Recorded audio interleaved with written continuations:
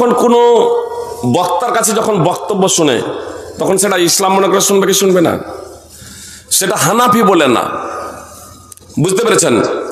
সে যে কোনো বক্তা, সে আহলে হাদিস ঘরেও জন্ম নিতে পারে, যদি বক্তা যদি এই ধরনের হয় যিনি যারা আকীদা সঠিক নয়, যারা আকীদা এবং মানহাজ সঠিক নয়, যিনি জয়ীব জাল হাদিসের পার্থক্যই বুঝেন না, জাল হাদিস ভিত্তিহীন গল্প কিসসা কাহিনী বলে মজলিস গরম করেন, যদি বলেন ইসলামী সভাতে এই ধরনের কোনো আলোচককে বক্তাকে ডাকবেন না।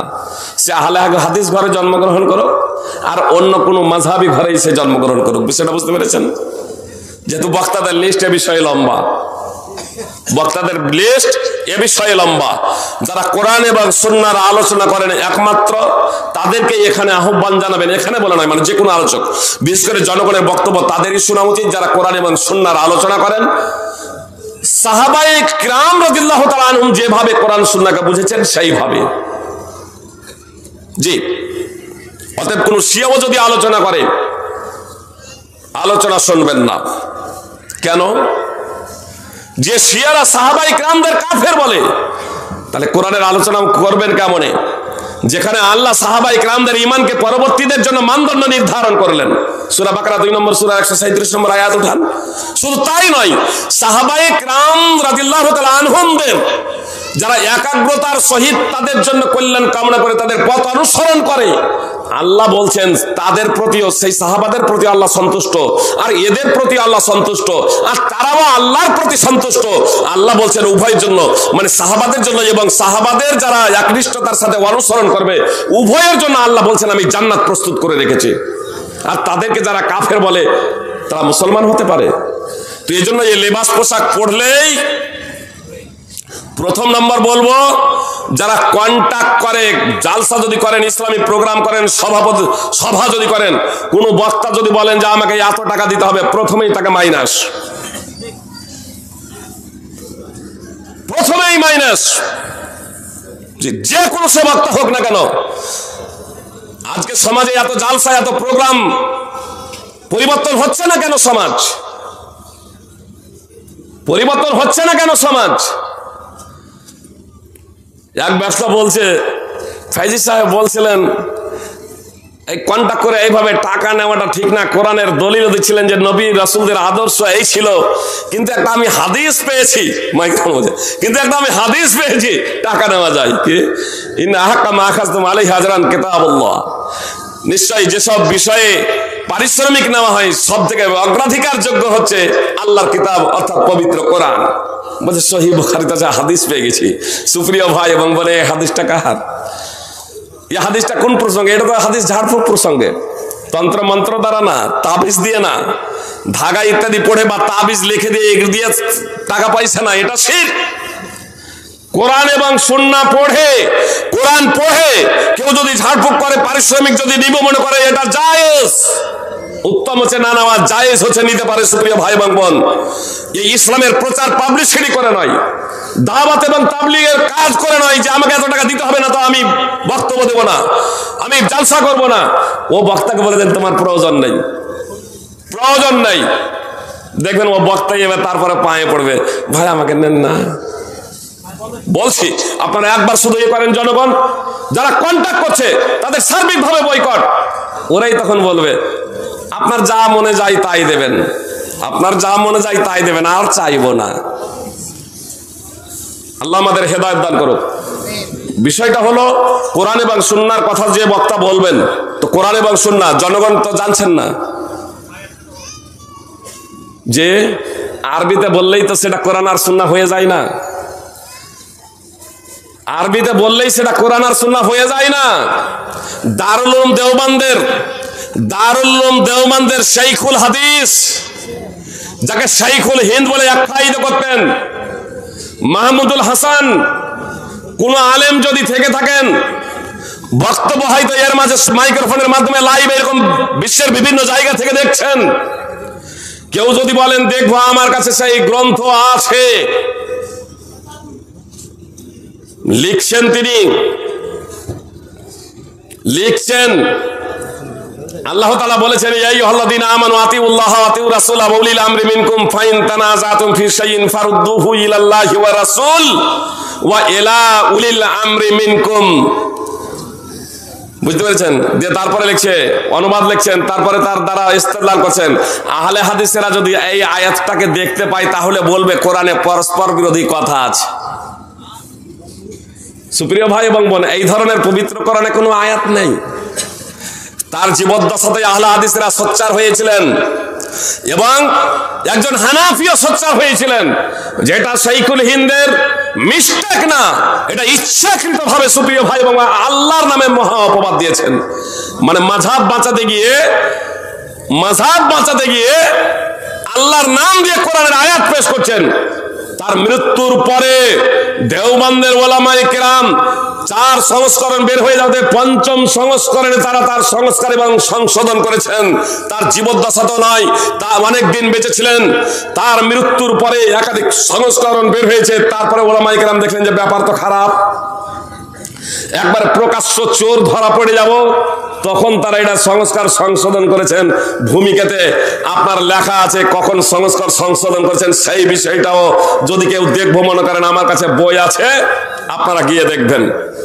নাসিরউদ্দিন চাঁদপুরি হানাফি লিখছেন, ইমাম মানব কেন 39 পৃষ্ঠায় ইমাম মুজতাহিদের রায়ের বিপরীতে যদি রাসূল সাল্লাল্লাহু আলাইহি সাল্লামের হাদিসও চলে আসে, ইমাম মুজতাহিদের রায়ের বিপরীতে যদি রাসূল সাল্লাল্লাহু আলাইহি সাল্লামের হাদিসও চলে আসে, তো উনি বলছেন আমাদের মতো আলেমদের জন্য ইমাম মুজতাহিদের রায় ছেড়ে দিয়ে রাসূল সাল্লাল্লাহু আলাইহি সাল্লামের সহিহ হাদিসের প্রতি আমল করার অধিকার নেই।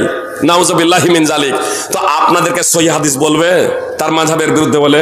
কোন হানাফি বলবে তার মাযহাবের বিরুদ্ধে হলে সহিহ হাদিস? আমাদের যেহেতু মাযহাব হচ্ছে রাসূল সাল্লাল্লাহু আলাইহি সাল্লামের মাযহাব, আমাদের যেহেতু মাযহাব হচ্ছে রাসূল সাল্লাল্লাহু আলাইহি সাল্লাম এবং সাহাবায়ে কিরামদের মাযহাব, এজন্য কোরআন এবং সুন্নাতে যা থাকবে আমাদের কাছ থেকে পাবেন, ওদের কাছে পাবেন না। এজন্য বক্তা নির্বাচনের ক্ষেত্রেও আপনাকে সতর্ক হতে হবে। বলেন, বেনামাজি পিতামাতার জন্য দোয়া করা যাবে কিনা? যে পিতামাতার জন্য দোয়া করা যাবে কিনা? বেনামাজির জানাজায় উপস্থিত হওয়া যাবে কিনা? সুপ্রিয় ভাই এবং বোন, বিষয়টা অত্যন্ত বিতর্কিত। নামাজ ছেড়ে দেওয়া কুফর এবং শিরক, এতে সন্দেহের কোনো অবকাশ নেই। যাদের নিকটে বেনামাজি কুফরি করলো, শিরক করলো, মানে কুফরের এবং শিরকের বিভিন্ন স্তর আছে। হাদিসে নামাজ ছেড়ে দেওয়া কুফর এবং শিরক বলা হয়েছে, বুঝতে পেরেছেন? যেমন রাসূল সাল্লাল্লাহু আলাইহি ওয়াসাল্লাম বলেছেন, লাইসা বাইনাল আবদি ওয়াশ শিরকি ইল্লা তারকুস সালাহ ফাইজা তারকাহা ফাকাদ আশরাক। বান্দার মাঝে এবং শিরকের মাঝে পার্থক্য নির্ণয়কারী হলো নামাজ। যে ব্যক্তি নামাজ ছেড়ে দিল সে শিরক করলো। সুনানে ইবনে মাজাহ হাদিস নম্বর 1080 এবং ইমাম লালকাইর শারহ উসুল ইতিকাদে আহলে সুন্নাত ওয়াল জামাআহ হাদিস নম্বর 1521।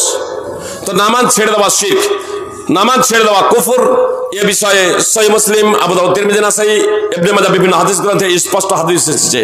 কিন্তু নামাজ ছেড়ে দেওয়া কত বড় শিরক এবং কত বড় কুফর, এই বিষয়ে ওলামায়ে কেরাম মতানক্য করেছেন। সৌদি ফতোয়া কমিটির মতে নামাজ ছেড়ে দেওয়া হলো বড় ধরনের কুফর। কেউ যদি নামাজ না পড়ে তাহলে সে মুরতাদ, ধর্মচ্যুত হয়ে যাবে, সে আর মুসলমান থাকে না। তো তাদের নিকটে যারা বেনামাজি হয়ে মারা যাবে তাদের জন্য ক্ষমা প্রার্থনা করা যাবে না, তাদের জন্য জানাজার নামাজও আদায় করা যাবে না, অনেক বিধান রয়েছে। কিন্তু যাদের নিকটে কুফরি করলো, শিরক করলো, ইসলামের কোনো বিষয়কে যতক্ষণ পর্যন্ত অস্বীকার না করছে ততক্ষণ পর্যন্ত সে মহা পাপী মুসলমান। তো যখন মুসলমান তখন তার জন্য ক্ষমা প্রার্থনা করা যাবে। সুপ্রিয় ভাই এবং বোন, যারা মুসলমান ভাবছেন ক্ষমা প্রার্থনা করবেন, অবশ্য আমি এখানে একটা কথা বলবো, মানে আত্মহত্যা করলে অনেকেই প্রশ্ন করেন যে মৌলভী সাহেব, অনেকেই প্রশ্ন করেন ফাইজি সাহেব আত্মহত্যা করেছে অমুক, তার জানাজার নামাজ পড়া যাবে? জি, অনেকেই প্রশ্ন করেন অমুক আত্মহত্যা করেছে, তার জানাজার নামাজ পড়া যাবে? আবার মৌলভী সাহেব যদি আত্মহত্যাকারী ব্যক্তির জানাজার নামাজ পড়িয়ে দেন, আত্মহত্যাকারী ব্যক্তির যদি জানাজার নামাজ পড়িয়ে দেন, তাহলে জনগণ তার সমালোচনা করে, আরে মৌলভী সাহেব আপনার মতো লোক ওই আত্মহত্যাকারী ব্যক্তিটির জানাজার নামাজ আদায় করলেন, এটা আপনার উচিত হয়নি। সুপ্রিয় ভাই এবং বোন, কথা খুব মনোযোগ দিয়ে শুনুন, হৃদয়ে গেঁথে নিন। নিঃসন্দেহে আত্মহত্যা করা মহাপাপ, মহাপাপ, যা আপনারা জানছেন। যা আপনারা জানছেন, বেনামাজি হওয়া মহাপাপ। সকলের ঐক্যমতে আত্মহত্যা করার চেয়ে বেনামাজি হওয়াটা সকলের ঐক্যমতে, সমস্ত আলেমের ঐক্যমতে আত্মহত্যা করার চেয়ে নামাজ না পড়াটা আরো বড় পাপ। মুহাম্মদ সাল্লাল্লাহু আলাইহি ওয়াসাল্লাম আত্মহত্যাকারী ব্যক্তির জানাজার নামাজ আদায় করেন নাই। এমনকি ঋণগ্রস্ত হয়ে কেউ মারা গেলেও রাসূল সাল্লাল্লাহু আলাইহি ওয়াসাল্লাম তার জানাজার নামাজ আদায় করতেন না। সঙ্গী সাথীদের, সাহাবাদের বলতেন তোমরা আদায় করে নাও। এক কথাই বড় পাপ কারো দ্বারা হয়ে গেলে মুহাম্মদ সাল্লাল্লাহু আলাইহি ওয়াসাল্লাম তার জানাজার নামাজ আদায় করতেন না। ওই অবস্থায় মারা গেলে কেউ যদি ঋণের দায়িত্ব নিত, আর মুহাম্মদ সাল্লাল্লাহু আলাইহি ওয়াসাল্লাম যখন সচ্ছল হলেন তখন নিজেই ঋণের দায়িত্ব নিয়ে তার জানাজার নামাজ আদায় করতেন। সুপ্রিয় ভাই এবং বোন, ঋণ পরিশোধ করে দিতেন। সুপ্রিয় ভাই এবং বোন, তো আত্মহত্যাকারী ব্যক্তির জানাজার নামাজ রাসূল সাল্লাল্লাহু আলাইহি ওয়াসাল্লাম নিজে আদায় করেন নাই। বেনামাজির জানাজাও রাসূল সাল্লাল্লাহু আলাইহি ওয়াসাল্লাম আদায় করেন নাই। বেনামাজির জন্য রাসূল সাল্লাল্লাহু আলাইহি ওয়াসাল্লাম ক্ষমা প্রার্থনাও করেন নাই, কিন্তু আত্মহত্যাকারী ব্যক্তির জন্য রাসূল সাল্লাল্লাহু আলাইহি ওয়াসাল্লাম ক্ষমা প্রার্থনা করেছিলেন। সুতরাং তুফাইল বিন আমর আদ-দাওসী রাদিয়াল্লাহু তাআলা আনহু সূত্রে বর্ণিত, তিনি এবং তার এক সাথী হিজরত করলেন মদিনার দিকে। মদিনার আবহাওয়া তাদের সুট করলো না। ওই তুফাইল বিন আমর দাওসীর সাথী আপনার অসুখে আক্রান্ত হলে জ্বালা এবং যন্ত্রণায় কাঁচি দিয়ে নিজের আঙুলের এই পোরগুলো কেটে ফেলে দিলেন, আঙুলগুলো কেটে ফেলে দিলেন। দুই হাত দিয়ে রক্ত প্রবাহিত হওয়ার ফলে মারা গেলেন। তুফাইল বিন আমর দাওসী তিনি দেখছেন স্বপ্নে তিনি দেখছেন যে ওর সাথী যে আঙুলগুলো কেটে ফেলেছিল তারপরে মরে গেছিল, তাকে দেখলেন যে খুব সুন্দরভাবে তিনি আছেন। তাকে জিজ্ঞেস করছেন যে আপনার প্রতিপালক আপনার সাথে কি আচরণ করেছেন? তো তিনি বলছেন আমার প্রতিপালক আমাকে নবী সাল্লাল্লাহু আলাইহি সাল্লামের দিকে হিজরত করার কারণে ক্ষমা করে দিয়েছেন। কথা খুব মনোযোগ দিয়ে শুনেন। তিনি বলছেন রাসূল সাল্লাল্লাহু আলাইহি সাল্লামের দিকে হিজরত করার জন্য আল্লাহ তাআলা আমাকে ক্ষমা করে দিয়েছেন। তখন তুফাইল বিন আমর বলছেন আপনার হাত দুটো ঢাকা আছে কেন? তখন তিনি বলছেন যে আল্লাহ তাআলা বলেছেন যা তুমি নিজে নষ্ট করে দিয়েছো আমি তা কখনো পূরণ করব না। তো তুফাইল বিন আমর রাসূল সাল্লাল্লাহু আলাইহি সাল্লামকে এই ঘটনাটি শোনালেন যে আল্লাহ রাসূল আমি স্বপ্নেই দেখেছি। তখন রাসূল সাল্লাল্লাহু আলাইহি সাল্লাম আল্লাহর কাছে প্রার্থনা করলেন আল্লাহুম্মা গফির আল্লাহুম্মা ওয়ালিয়াদাইহি ফাগফির আল্লাহুম্মা ওয়ালিয়াদাইহি ফাগফির। সহিহ মুসলিম হাদিস নম্বর 1016। রাসূল সাল্লাল্লাহু আলাইহি সাল্লাম বলেন আল্লাহ তুমি তো তার হাত দুটাকেও ক্ষমা করে দাও, আল্লাহ তুমি তার হাত দুটাকেও ক্ষমা করে দাও। ইমাম নওয়াবী রাহিমাহুল্লাহ সহিহ মুসলিমে একটা অনুচ্ছেদ রচনা করেছেন। জি, বুঝতে ভুল করবেন না। আসলে ইমাম বুখারী, ইমাম আবু দাউদ, তিরমিজি, নাসাই প্রমুখগণ আপনার হাদিস বর্ণনা করতে গিয়ে অনুচ্ছেদ রচনা করেছেন, কিন্তু ইমাম মুসলিম শুধু হাদিস সংকলন করে চলে গিয়েছিলেন, কোনো অনুচ্ছেদ রচনা করেন নাই। ইমাম নওয়াবী রাহিমাহুল্লাহ অনেক পরে আপনার সহিহ মুসলিমে অনুচ্ছেদ রচনা করেছেন।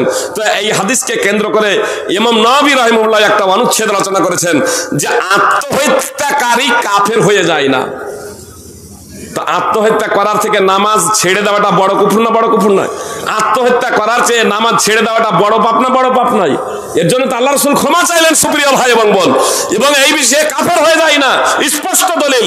কিন্তু নামাজ না পড়াটা কত বড় কুফর, কাফের হয়ে যায় কি যায় না? আমরা তো সাধারণ মানুষ।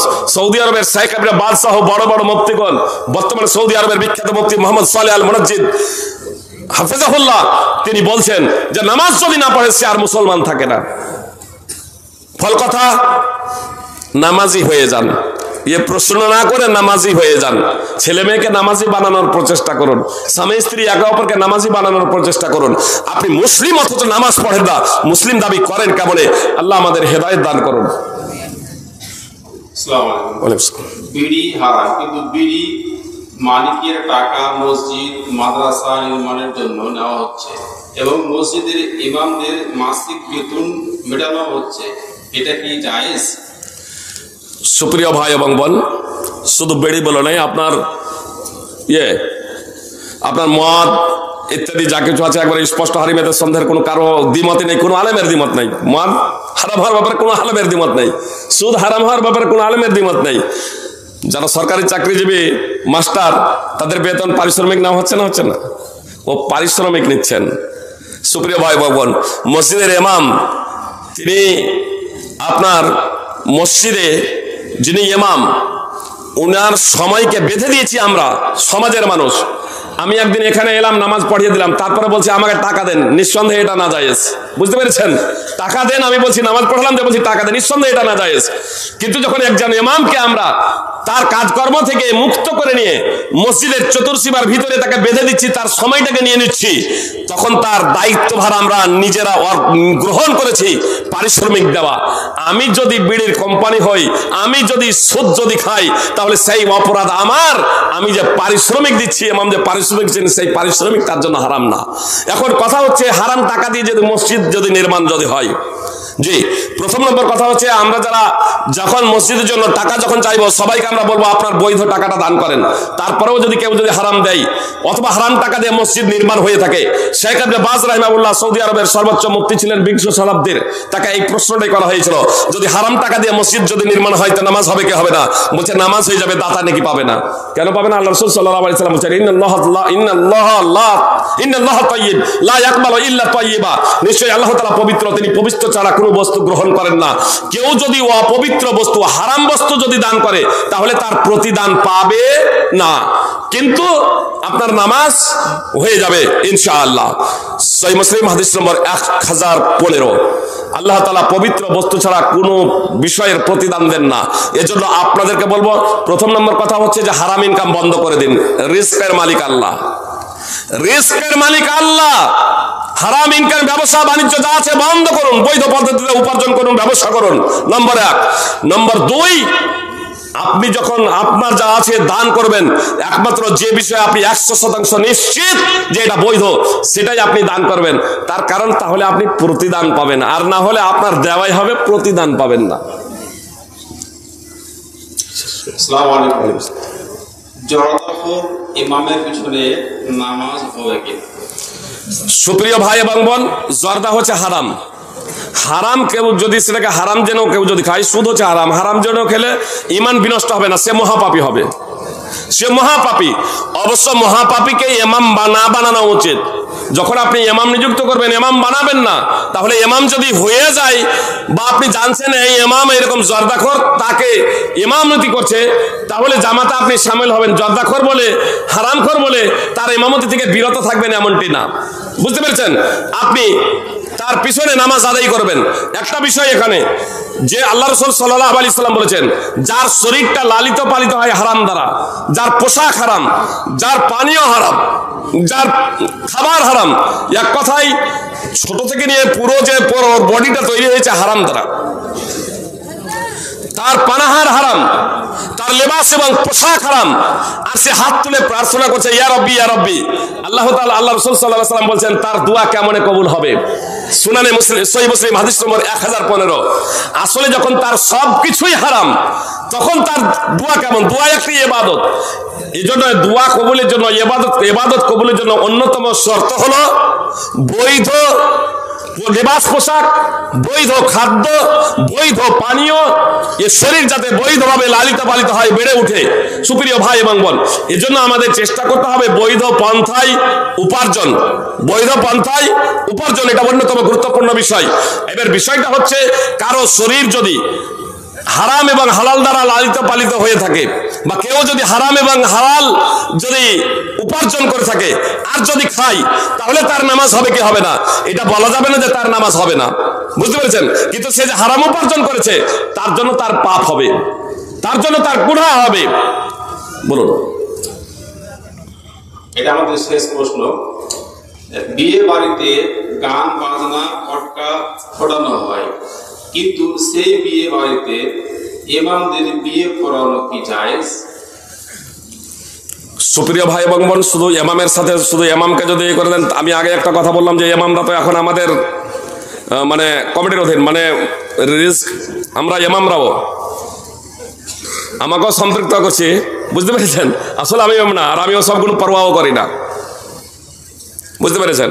মানে আমাদের রিস্কের মালিক আল্লাহ মুখে বলছে, কিন্তু অন্তরটা এই পুরোপুরি যেন আস্থা নিয়ে আসতে পারেনি, ফলে কমিটিকে ভয় করি।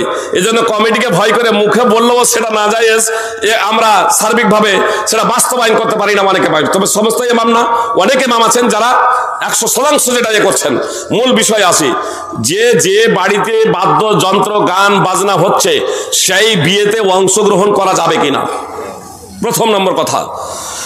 সাহাবায়ে কেরাম যদি দেখতেন যে জায়গাতে এই ধরনের শরীয়ত বিরোধী কার্যকলাপ হচ্ছে, অজান্তে গিয়েছেন, যদি দেখছেন শরীয়ত বিরোধী কাজ হচ্ছে, ফিরে চলে আসতেন। ইমাম বুখারী রাহিমাহুল্লাহ এ বিষয়ে সহিহ বুখারীতে আলোচনা করেছেন, সুপ্রিয় ভাই এবং বোন। দ্বিতীয়ত, রাসূল সাল্লাল্লাহু আলাইহি সাল্লামের হাদিস, মাররা মিনকুম মুনকারান ফালিউগাইয়িরহু বিয়াদি ওয়া মান লাম ইয়াস্তাতি ফাবিলিসানি ওয়া মান লাম ইয়াস্তাতি ফাবিকলবি। যে কেউ অন্যায় দেখবে, অন্যায়ের প্রতিবাদ করবে হাতের দ্বারা, অর্থাৎ শক্তি প্রয়োগ করে। যদি ক্ষমতা না থাকে জবানের দ্বারা, মুখে বলবে। যদি ক্ষমতা না থাকে অন্যায়ের, ফালিউগাইয়িরহু পরিবর্তন করবে। ক্ষমতা না থাকলে অন্তরের দ্বারা, পরিবর্তনের সঙ্গে আছে অন্তর। তো অন্তরের দ্বারা পরিবর্তনের তাৎপর্য কি? ওখানে অবস্থান করা। যারা এর অর্থ করেন ঘৃণা করা, তো ঘৃণা করার অর্থ কি? ওই জায়গাতে দাঁড়িয়ে থাকা, ওই জায়গাতে অংশগ্রহণ করা না, বিরত থাকা। বরং এটা তো পরিবর্তনের চিন্তা ভাবনা করা অন্তর দ্বারা। সহিহ মুসলিমের 49 নম্বর হাদিস, আবু সাঈদ খুদরী রাদিয়াল্লাহু তাআলা আনহু সূত্রে এই হাদিস বর্ণিত।